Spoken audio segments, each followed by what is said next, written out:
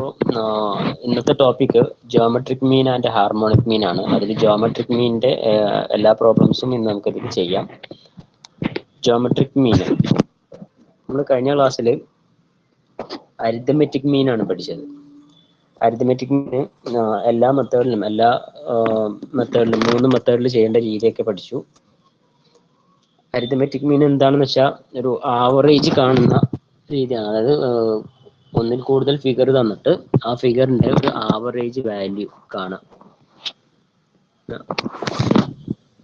നമുക്ക് എല്ലാ സിറ്റുവേഷനിലും അരിത്തമെറ്റിക് മീന് കാണാൻ സാധിച്ചെന്ന് വരില്ല, അല്ലെങ്കിൽ അരിത്തമെറ്റിക് മീന് കാണുന്നത് കൊണ്ട് നമ്മൾ വിചാരിച്ച രീതിയിലുള്ള കാൽക്കുലേഷൻ നടത്താൻ പറ്റിക്കൊള്ളുന്നില്ല. ആ സമയത്ത് നമുക്ക് ചില സിറ്റുവേഷൻ നമുക്ക് ജിയോമെട്രിക് മീൻ കാണേണ്ടി വരും. എന്താണ് ജിയോമെട്രിക് മീൻ എന്നുള്ളതിന്റെ തിയറി പോർഷനൊക്കെ ജസ്റ്റ് നിങ്ങൾ വായിച്ചു നോക്കുക. ഈ തിയറി പോർഷൻ ഒന്ന് വായിച്ചു നോക്കുക.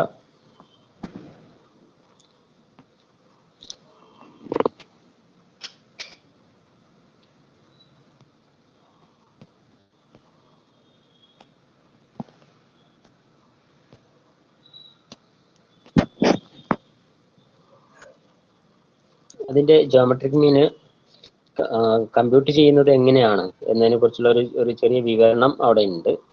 അതിൽ ആ ഇക്വേഷൻ എങ്ങനെയാണ് ഉണ്ടാക്കിയത്? ജിയോമെട്രിക് മീൻ നമ്മൾ സാധാരണ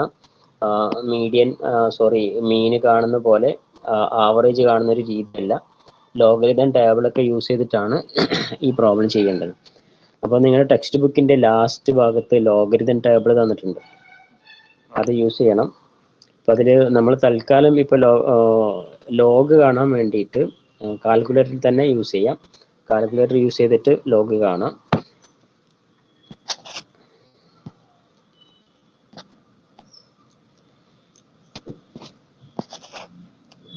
ഇക്വേഷൻ വന്ന രീതിയാണ് ഈ കാണിച്ചിട്ടുള്ളത്.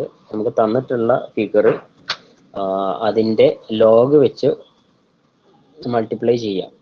അതായത് ഏത് ഫിഗറാണോ തന്നത് അതിന്റെ ലോഗ് കാണാം, എന്നിട്ട് അതിന്റെ ആവറേജ്, അതായത് അതിന്റെ n വെച്ചിട്ട്, അതായത് എത്ര എണ്ണമുണ്ട് എന്നതിനെ വെച്ചിട്ട് ഡിവൈഡ് ചെയ്യാം. എന്നിട്ട് നമുക്ക് ജിയോമെട്രിക് മീൻ കണ്ടെത്താൻ വേണ്ടി ആ ഫിഗറിന്റെ ആന്റിലോഗ് ആണ് കാണേണ്ടത്. അപ്പൊ ഇക്വേഷൻ വരുന്നത് ഇങ്ങനെയാണ്. ഈ ഒരു ഇതാണ് നിങ്ങൾ മാർക്ക് ചെയ്ത് വെക്കേണ്ടത്. Antilog sigma log x divided by n. ആ ഇക്വേഷൻ ഉണ്ടാക്കിയ രൂപമാണ്. അതൊന്നും ഇപ്പോൾ നിങ്ങൾ നോട്ട് ചെയ്യണമെന്നില്ല, നിങ്ങൾ ജസ്റ്റ് ഇക്വേഷൻ മാത്രം നോട്ട് ചെയ്യാം. അപ്പോൾ geometric mean is equal to antilog into ആണ് ഇത് വരിക കേട്ടോ, into sigma log X divide by N. X എന്ന് പറയുന്നത് നമുക്ക് തരുന്ന ഫിഗർ ആയിരിക്കും. ആ ഫിഗറിന്റെ ലോഗ് കണ്ടെത്തിയിട്ട് അതിന്റെ സിഗ്മ കാണാം. പ്രോബ്ലം ചെയ്യുമ്പോൾ ഒന്നുകൂടെ മനസ്സിലാവും.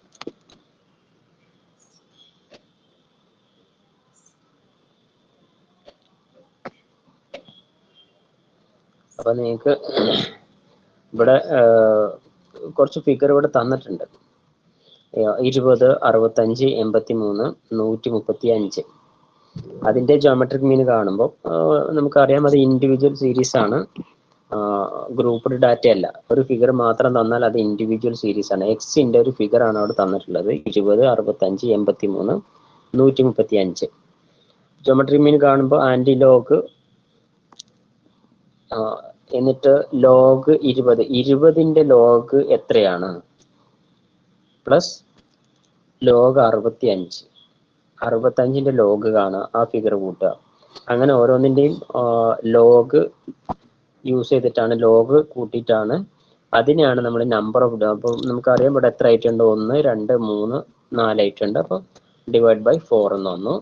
അപ്പോൾ എങ്ങനെയാണ് ലോഗ് കാണുക? ലോഗരിതം ടേബിൾ യൂസ് ചെയ്തിട്ട് കാണാം. തൽക്കാലം നമുക്ക് ഇവിടെ ലോഗ് കാണാൻ വേണ്ടിയിട്ട് കാൽക്കുലേറ്റർ തന്നെ സിമ്പിൾ ആയിട്ടുള്ള ഒരു മെത്തേഡ്, സിമ്പിൾ ആയിട്ട് നിങ്ങൾക്ക് സയന്റിഫിക് കാൽക്കുലേറ്ററിൽ ലോഗ് എന്ന് പറയുന്ന ഒരു കീ തന്നെ കാണാം. ആ ലോഗ് അടിച്ചിട്ട് ആ 20 എന്നുള്ള ഫിഗർ അടിച്ചു കഴിഞ്ഞാൽ ലോഗ് കിട്ടും. അപ്പൊ നിങ്ങൾക്ക് ഇതിൽ എന്തെങ്കിലും ഡൗട്ട് ഉണ്ടെങ്കിൽ ഗ്രൂപ്പിൽ ചോദിച്ചാൽ മതി, എങ്ങനെയാണ് നോക്കേണ്ടത് കേട്ടോ. ഇനിയിപ്പം സയന്റിഫിക് കാൽക്കുലേറ്റർ ഇല്ല എങ്കിൽ നിങ്ങളെ കയ്യിലുള്ള സാധാ കാൽക്കുലേറ്റർ തന്നെ ഈ പോർട്രേറ്റ് മോഡലിലേക്ക് മാറ്റി വെച്ചിട്ട് നോക്കിക്കഴിഞ്ഞാൽ സയന്റിഫിക് കാൽക്കുലേറ്റർ ആയിട്ട് മാറും. അതല്ല എങ്കിൽ നിങ്ങൾക്ക് മൊബൈലിൽ തന്നെ സയന്റിഫിക് കാൽക്കുലേറ്റർ ഇൻസ്റ്റാൾ ചെയ്യാം. അതിൽ നിങ്ങൾക്ക് ലോഗ് കാണാൻ സാധിക്കും.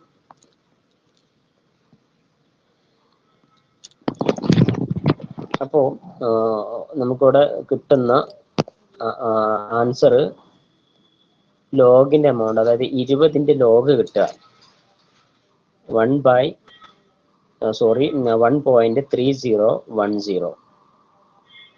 65ന്റെ ലോഗ് നോക്കുമ്പോൾ 1.8129. നോക്കേണ്ടത് കാൽക്കുലേറ്റർ ലോഗിന്റെ ബട്ടൺ ഞെക്കുക, എന്നിട്ട് 20 എന്നടിക്കുക, ഈസിക്കൽ ടു അടിച്ചു കഴിഞ്ഞാൽ ഈ ഫിഗർ കിട്ടും. അത് ചിലപ്പോൾ നീണ്ടു പോകുന്ന ഫിഗർ ആണെങ്കിൽ നമുക്ക് അതിനെ ചുരുക്കി 4 ഒക്കെ ആക്കിയിട്ട് മാറ്റാം. അപ്പോൾ 1.29 അങ്ങനെ ഫിഗർ കിട്ടും. അപ്പോൾ നമുക്ക് ഇക്വേഷൻ വരുന്നത് ആന്റിലോഗ് ആണ്.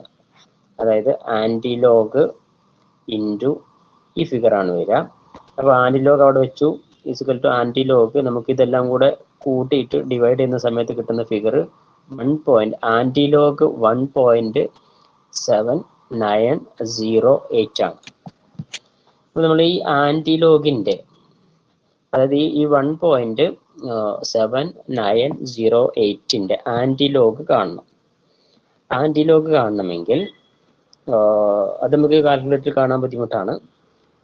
അപ്പൊ അതിന് ടേബിൾ തന്നെ യൂസ് ചെയ്യണം. ആന്റിലോഗ് കാണണമെങ്കിൽ ടേബിൾ തന്നെ നമുക്ക് യൂസ് ചെയ്യാം. എങ്ങനെയാണ് ആന്റിലോഗ് കാണുക? നിങ്ങളുടെ ടെക്സ്റ്റ് ബുക്കിലെ ഏറ്റവും ലാസ്റ്റ് പേജിൽ പോവുക.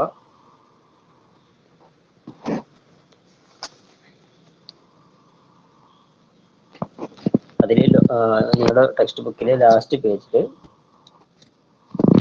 ലോഗരിതം എന്നും ആന്റി ലോഗരിതം എന്നും പറഞ്ഞിട്ട് 4 പേജ് കാണാം.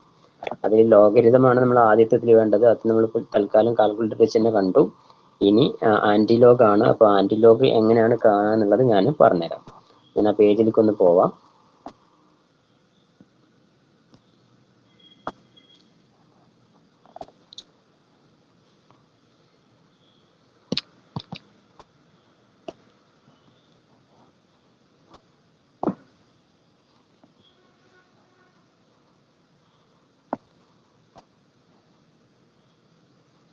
ഇതിൽ പേജ് മറിക്കാൻ കുറച്ച് പ്രയാസമൊക്കെ വരും കേട്ടോ.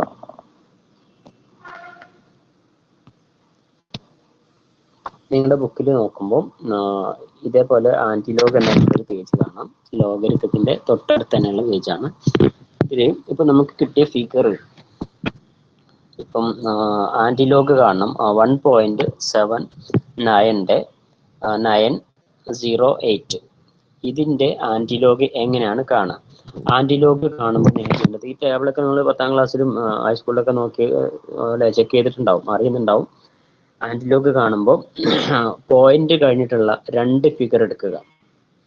പോയിന്റ് കഴിഞ്ഞിട്ടുള്ള 2 ഫിഗർ. ഇപ്പൊ നമുക്കിവിടെ കിട്ടിയ ഫിഗർ 1.79 ആണ്. അപ്പൊ 79 എന്നുള്ള ഇതിലേക്ക് പോവാം. അടുത്ത പേജിലായിരിക്കും വരേണ്ടത് 79.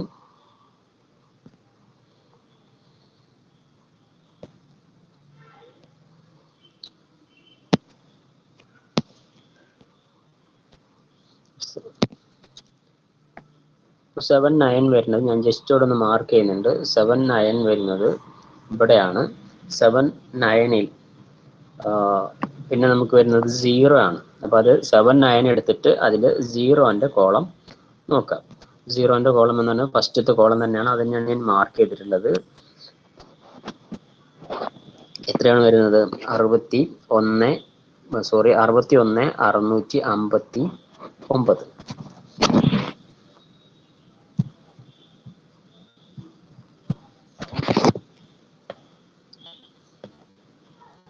അത് കഴിഞ്ഞിട്ട് ഇവിടത്തുള്ള ഫിഗർ അവൈലബിൾ അല്ല.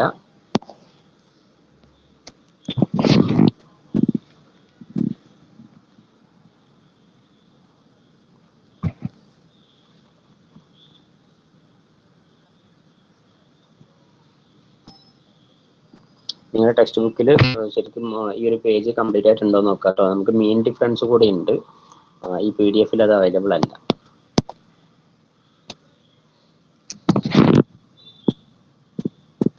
ഇനി നമ്മളിപ്പോൾ 790 നോക്കി. ഇനി അതിൽ 8 കൂടി നോക്കണം. അപ്പൊ അതിൽ 8 നോക്കുന്ന സമയത്ത് നമ്മൾ മീൻ ഡിഫറൻസ് 8 ആണ് നോക്കേണ്ടത്. ഇതിലിപ്പം മിസ്സായി പോയി. മീൻ ഡിഫറൻസ് ഇട്ട് നോക്കുന്ന സമയത്ത് എത്രയാണ് ഫിഗർ വരിക എന്നുള്ളത് നിങ്ങളുടെ ബുക്കിൽ നോക്കുക. ഞാൻ തൽക്കാലം ഞാനിപ്പോൾ പറയാം. ആൻറ്റി ലോഗരിതം 79 നമ്മൾ നോക്കിയത്. മീൻ ഡിഫറൻസ് 8 നോക്കുന്ന സമയത്ത് 115 ഫിഗർ വരിക. 115. നിങ്ങൾ ടെക്സ്റ്റ് ബുക്ക് വെച്ചിട്ട് നോക്കാം കേട്ടോ. 115. അപ്പോൾ 61 659 അതിൻ്റെ കൂടെ ഈ മീൻ ഡിഫറൻസ് നമ്മൾ ആഡ് ചെയ്യണം. ആഡ് ചെയ്യുന്ന സമയത്ത് 115 കൂടെ കൂട്ടി കഴിഞ്ഞാൽ 61 734 ടോട്ടൽ ഫിഗർ കിട്ടുക. അപ്പോൾ നമുക്ക് കിട്ടുന്ന ഫിഗർ ഞാൻ ഇവിടെ തന്നെ ഒന്ന് എഴുതി വെച്ചുതരാം. 61 734 നമുക്ക് ടോട്ടൽ കിട്ടും. ഇത് മീൻ ഡീവിയേഷനും കൂടെ കൂട്ടിയിട്ടുള്ള ഫിഗറാണ്. അപ്പൊ ഇതാണ് നമുക്ക് അവിടെ കിട്ടിയ ഫിഗർ. ഇനി നമ്മുടെ ആൻസറിൽ വന്നത് ഈ 61 714 എങ്ങനെ കിട്ടി? അതായത് നമ്മുടെ നേരത്തെ പറഞ്ഞ 79 എന്നുള്ള അതിന്റെ നേരെ വരുന്ന ഫിഗറും അതിന്റെ കൂടെ മീൻ ഡിഫറൻസ് 0 വരുന്ന കോളത്തിൽ നിന്നുള്ള ആ ഫിഗറും അതിന്റെ കൂടെ മീൻ ഡിഫറൻസ് നമ്മൾ ആഡ് ചെയ്തിട്ട് കിട്ടിയ ഫിഗറാണ് ഈ പറയുന്ന ഫിഗർ. ഇനി നമ്മുടെ ആൻസർ അല്ല, ആന്റിലോഗ് ഓഫ് എന്ന് പറഞ്ഞൊരു എമൗണ്ട് കിട്ടിയിട്ടുണ്ടല്ലോ. ആ ഫിഗർ വരുന്നത്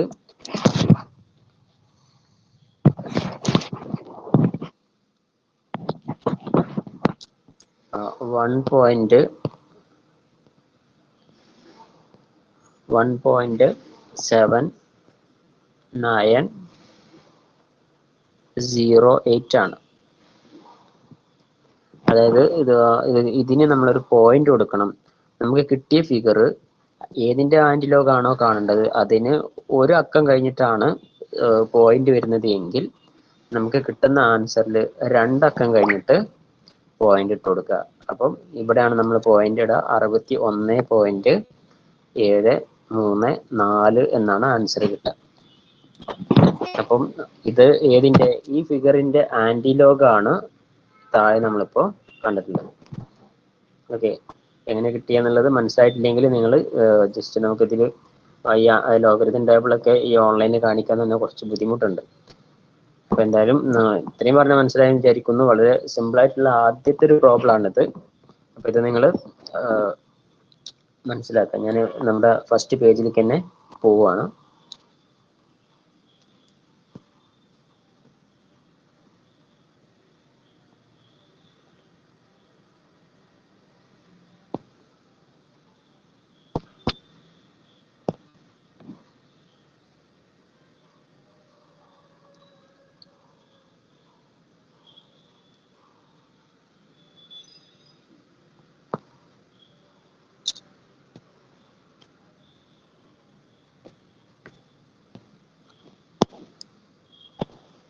അപ്പോൾ നമുക്ക് കിട്ടിയ ഫിഗർ ആന്റിലോഗ് എത്രയാണ് 1.79 എന്നുള്ളത് കിട്ടിയിരുന്നു.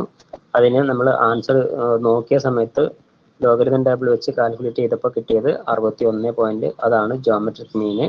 നമുക്ക് തന്നിട്ടുള്ള ഈ ഡാറ്റയുടെ, അതായത് ഇവിടെയാണ് നമുക്ക് ഡാറ്റ തന്നിട്ടുള്ളത് 20 60 65 83 4 ഫിഗർ തന്നു, എക്സ് ഫിഗർ.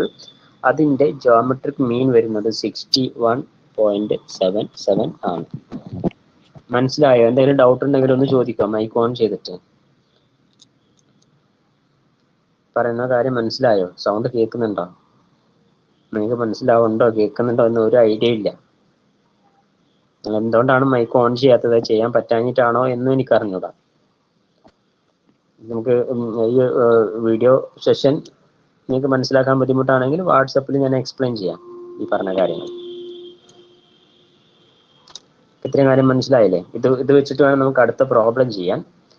അപ്പോൾ ഈ സ്റ്റാറ്റിയുടെ ക്ലാസ്സിന്റെ ഒരു പ്രത്യേകത, ഇത് ലൈവ് ക്ലാസ് ആണെങ്കിലേ പറ്റുള്ളൂ. ഞാൻ അതാണ് റെക്കോർഡിംഗ് പോലും ഇടാത്തത്. അതായത് പ്രോബ്ലം നിങ്ങൾക്ക് നിങ്ങളെ കൊണ്ട് ഈ ലൈവ് സെഷൻ തന്നെ ചെയ്യാൻ പറ്റണം. ഇനി ഈ ക്ലാസ് ബുദ്ധിമുട്ടാണെന്നുണ്ടെങ്കിൽ നമുക്ക് ഗൂഗിൾ മീറ്റിലേക്ക് ക്ലാസ് ചേഞ്ച് ചെയ്യാം. പലർക്കും ഇപ്പോൾ നെറ്റ്വർക്ക് ഇഷ്യൂ ഉള്ളത് കൊണ്ട് ചിലർക്കൊന്നും അറ്റൻഡ് ചെയ്യാൻ പറ്റണില്ല എന്ന് പറഞ്ഞിട്ടുണ്ടായിരുന്നു.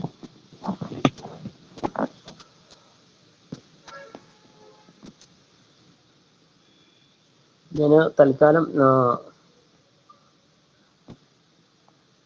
വേറെ പുറത്തുനിന്നൊരു പ്രോബ്ലം എടുത്തിട്ട് ഞാൻ നിങ്ങൾക്ക് തരാം. അത് വെച്ചിട്ട് നിങ്ങൾ ഇപ്പോൾ ഇതിൻ്റെ ആൻസർ ചെയ്തിട്ട് നിങ്ങൾ എനിക്ക് അയച്ചു തരണം. അയച്ചു തരില്ല, നിങ്ങൾ മൈക്ക് ഓൺ ചെയ്തിട്ട് പറയുക, അല്ലെങ്കിൽ മെസ്സേജിലൂടെയെങ്കിലും നിങ്ങൾ അതിൻ്റെ ആൻസർ ഒന്ന് പറയണം. അപ്പം ഒരു വർക്ക് ഞാൻ തരാം.